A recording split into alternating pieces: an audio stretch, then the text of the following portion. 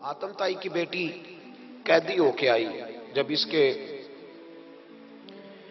قبیلے پر، اس کے علاقے پر مسلمانوں نے حملہ کیا تو حاتم تائی کا جو بیٹا تھا عدی بن حاتم، وہ اپنی بہن سے کہنے لگا ہمیں پتہ ہے ہم مسلمانوں کا مقابلہ نہیں کر سکتے تو بھاگ جانے میں بہتری ہے، چلو بھاگ چلتے ہیں۔ تو بہن کہنے لگی بھائی تو نے بھاگنا ہے تو بھاگ جا، میں سردار کی بیٹی ہوں، میں قوم کے ساتھ جیوں گی، قوم کے ساتھ مروں گی، تو نے بھاگنا ہے تو بھاگ جا۔ عدی بھاگ گئے ڈر کے۔ یہ خاتون جو تھی ان کو گرفتار کر لیا مسلمان عورتوں نے، تو کہ یہ تلوار لے کے آئی تھی لڑنے کے لیے۔ ابن اسحاق ابن حشام دونوں کتابوں میں روایت موجود ہے۔ یہ خاتون کہتی ہے کہ میں نے بڑے تگڑے سوال تیار کیے، کیونکہ معاذ اللہ ثم معاذ اللہ میرا خیال تھا وہ نبی نہیں، وہ بادشاہ ہیں، وہ ایک اسٹیٹ کے سربراہ ہیں، وہ حکمران ہیں، میں معاذ اللہ نبی نہیں۔ میں نے بڑے تگڑے سوال تیار کیے اور میں اپنے آپ سے کہا رہی تھی میں ایسی ایسی باتیں کروں گی مسلمانوں کے نبی سے کہ انہیں جواب نہیں آئے گا، معاذ اللہ ثم معاذ، نقل کفر کفر نہ باشد۔ کہتی ہے میں حضور کے سامنے لائی گئی گرفتار کر کے، اور جب مجھے حضور کے سامنے کھڑا کیا گیا نا تو میرا سر ننگا تھا۔ توجہ ہے میری بات پر؟ میرا سر ننگا تھا تو میرے ذہن میں بڑے سوال تھے، میری گردن اکڑی ہوئی تھی۔ حضور نے میرا ننگا سر دیکھا تو محبوب ممبر سے اٹھے، اپنے کندھوں سے مدثر والی چادر اتاری اور حضور علیہ السلام نے حاتم تائی کی بیٹی کے سر پہ دے دی۔ بی بی کہتی ہے جب حضور کی چادر آئی تو میری اکڑی ہوئی گردن خود بخود جھک گئی نیچے کی طرف، خود بخود جھک گئی۔ سوال ابھی بھی میرے ذہن میں موجود تھے۔ اتنے میں ایک صحابی حضور کی بارگاہ میں آئے اور عرض کرنے لگے یا رسول اللہ صلی اللہ علیہ وسلم یہ کافر کی بیٹی ہے، مشرک نجس ہوتا ہے، تو میں اپنی چادر نہ دے دوں، آپ اپنی لے لے، کافر کی بیٹی ہے۔ تو محبوب نے اس کی طرف جلال کی نظروں سے دیکھا، فرمایا خاموش ہو جا، بیٹیاں برابر ہوتی ہیں، تیاں سانجیاں ہوندیاں نے، بیٹیاں بولیے جی پکی بات ہے، بزرگ چپ کر جائیں، نوجوان بولے بیٹیاں، اللہ آپ کو خوش رکھے، تیاں سارے دیاں، ہاں ہاں، اگر تو کسی کے گھر گندی نظر ڈالے گا تو تیرا گھر بچ نہیں سکتا، پکی بات۔ یہ نقد و نقد سودا ہے، جس نے اپنا گھر پاک رکھنا ہے وہ دوسروں کے گھروں کا محافظ بنے، پکی بات۔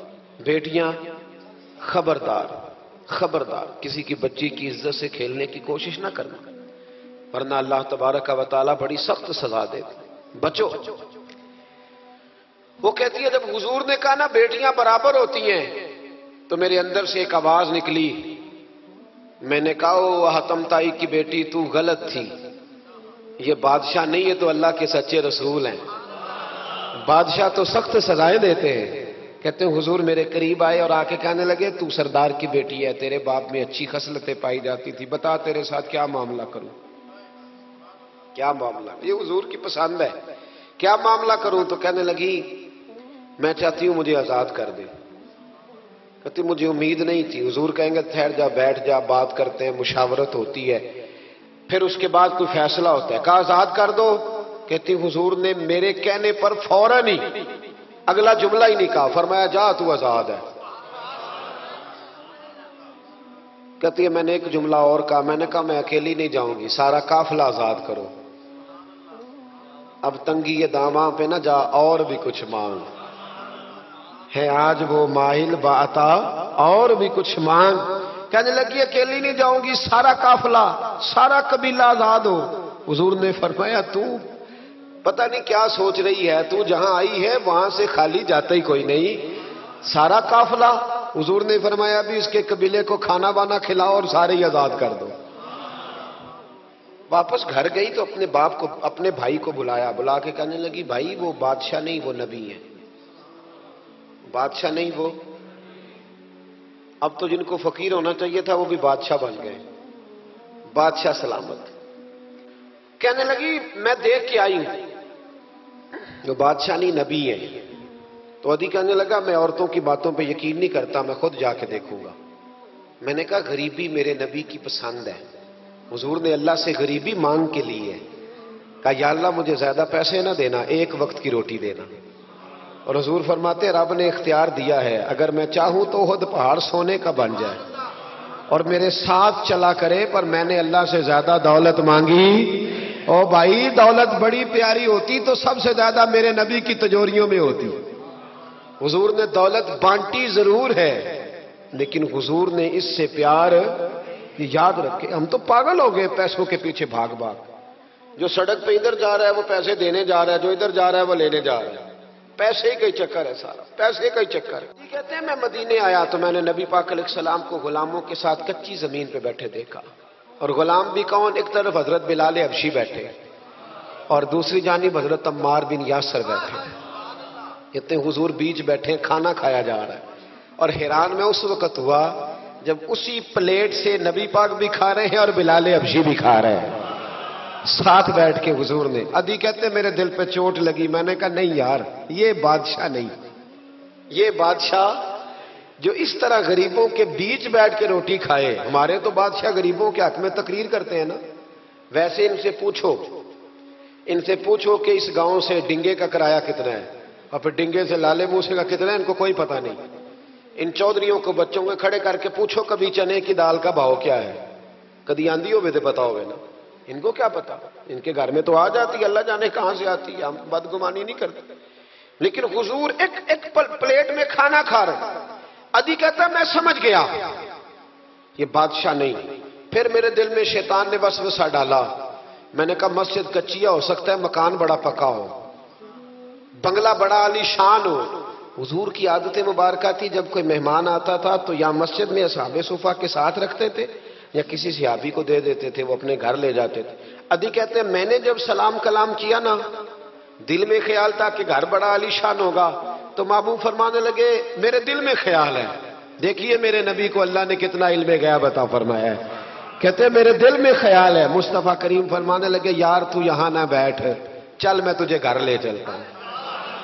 خیال آیا مسلمان نیک و بد پہچان جاتے ہیں، اور محمد آدمی کے دل کی باتیں جان جاتے ہیں صلی اللہ ہو۔ عدی بن حاتم کہتے ہیں حضور مجھے لے کے چلے۔ جب نبی پاک گھر کی طرف لے کے چلے تو رستے میں ایک بوڑھی اماں مل گئی، پھٹے پرانے کپڑے، کہنے لگی یا رسول اللہ میں آپ کی طرف ہی جا رہی تھی، ضروری کام ہے۔ تو حضور نے فرمایا چل تو جا رہی تھی، میں خود جو آ گیا ہوں۔ عدی کہتے ہیں چوک میں اس بوڑھی نے حضور کو کھڑا کر لیا۔ کبھی دیکھے آپ نے اپنا وزیر چوک میں کھڑا؟ آکو اسی تے ایم پی اے کدی نہیں دیکھیا، وزیر تو دور رہ گیا۔ چوک میں کھڑا کر لیا نبی پاک صلی اللہ علیہ وسلم، اور وہ بی بی اپنے دکھڑے سنانے لگی۔ کہتے قربان جاؤں وہ دیر تک باتیں کرتی رہی اور نبی پاک سنتے رہے۔ عدی کہتے ہیں میرے دل پہ دوسری چوٹ لگی، میں نے کہا جو اس طرح غریبی سے پیار کرے وہ بادشاہ نہیں، وہ اللہ کے سچے رسول ہیں۔ حضور مجھے گھر لے گئے، جناب سیدہ طیبہ طاہرہ حضرت عائشہ صدیقہ رضی اللہ تعالی عنہا کے حجرے میں، اور حضور جب اندر لے گئے تو ایک چٹائی پڑی ہے کھجور کی چھال کی، وہ بھی پھٹی ہے دو جگہ سے، ایک مٹکا، دو پیالے، ایک تکیہ جس میں کھجور کی چھال بھری ہوئی ہے۔